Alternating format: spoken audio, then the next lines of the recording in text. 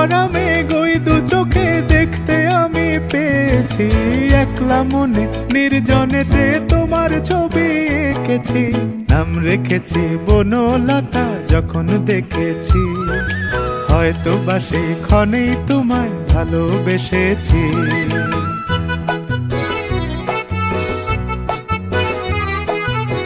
বনলতা কথা হয়ো না গো কুণ্ঠিতা, বনলতা কথা হয়ো না গো কুণ্ঠিতা। একটি কথাই শুনবো বলে তাই তো কাছে এসেছি।